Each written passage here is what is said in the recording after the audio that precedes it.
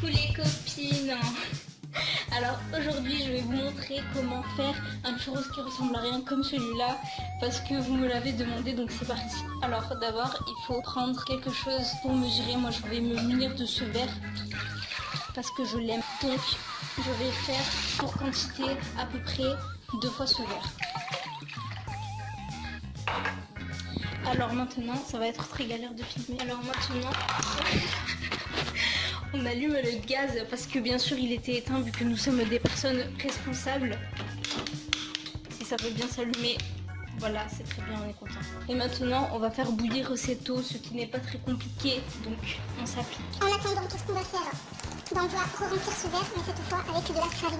Ce qui n'est pas une tâche très compliquée non plus, mais quand on dispose de ses deux mains. Alors, hop là. Si j'en ai pas trop, je rigole. Bon, on va dire que là c'est bon parce que sinon j'ai peur. Voilà. Hop. Et encore une fois. Non. Ah. Très dommage. Et maintenant, qu'allons-nous faire? Eh bien, en attendant que l'eau bout, je vais nettoyer ce que j'en ai. Bon, maintenant que j'ai nettoyé, on va s'occuper de le fourrage. Voilà. Parce que ce sera du chocolat parce qu'on a du chocolat, donc voilà. Alors maintenant, il faut s'occuper de casser ce petit truc en carré, ce qui ne sera pas compliqué non plus. Vous ne passe les détails. C'est surtout que je peux pas le faire. Regarde tellement il fait chaud, il est déjà fondu. Je sais pas à quoi ça sert que je le fonde. Alors maintenant que vous avez fini votre petit atelier découpage pour les maternelles, soit vous faites un bain-marie, soit vous êtes dans une cuisine de la mort comme moi en vacances. Donc ce que vous allez faire, vu qu'il n'y a pas de contenant adéquat et que vous n'êtes pas assez bête pour le faire avec du plastique, je ne sais quoi, n'est-ce pas? Et bien vous allez foutre tout ça au micro-ondes, très gentiment. Maintenant là c'est à peu près bon, donc on va récupérer ce truc et puis on va le mettre là-dedans. Alors ne vous inquiétez pas si ça a cette texture et que ce n'est pas très ragoûtant. Au final, bonjour, est-ce que tu es prêt? Non, tu rentres.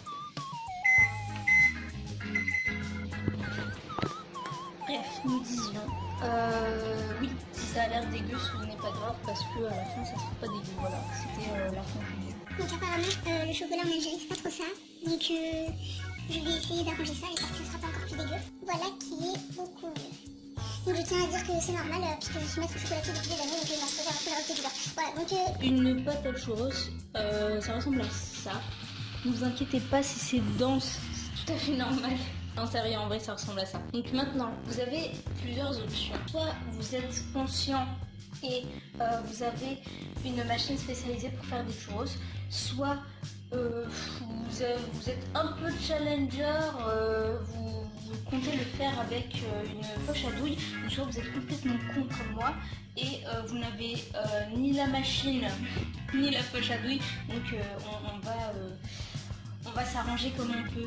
J'ai pris un sachet et j'ai coupé le bout. Et maintenant je vais vous passer comment j'arrive à mettre ce truc là-dedans. Mais sachez que déjà ce sachet est propre, d'accord? J'ai acheté un paquet de sachets, il était dedans. C'est un sachet pour la bouffe. Et ensuite, il faut laver vos ciseaux. Si vous êtes complètement con, au moins, soyez propre. Voilà, c'est ce que j'avais à dire. En attendant, vous faites un bain d'huile dans une poêle. Ceci est une poêle, mais une poêle assez maltraitée. Cependant, cela reste une poêle que j'ai trouvée là. Mais je serais très contente de dégager afin de retrouver ma poêle. Bref. Donc, vous mettez de l'huile là dedans. Et ensuite, vous mettez du feu. Voilà. Alors, il faut savoir que je décline toute responsabilité si vous avez un œil crevé suite à cette méthode, car évidemment c'est très dangereux et en vrai, sérieusement, si vous ne faites pas votre churros avec la machine à churros ou une poche à douille, ça risque de faire des petites bulles d'air, et les bulles d'air, quand on va les mettre là-bas, et bien ça risque de vous exploser à la figure. Donc soyez je sais pas, ne faites pas de churros. Hop, voilà, comme ça il n'y a pas d'air.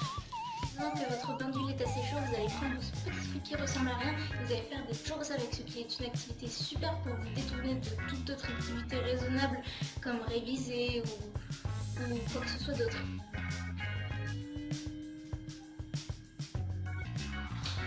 Oh, calme-toi mon ami.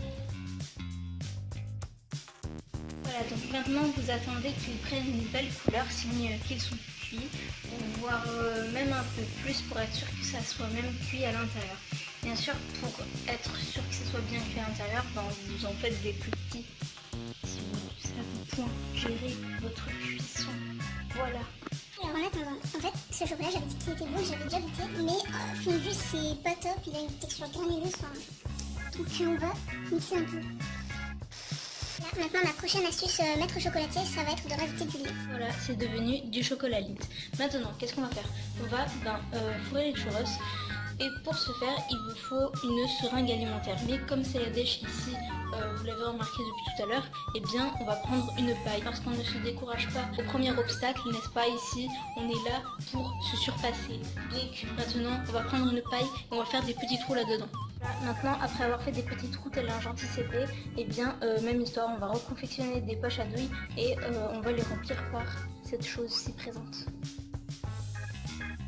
Et voilà, cette vidéo est terminée. N'hésite pas à te manifester si toi aussi tu trouves que je devrais avoir une chaîne cuisine.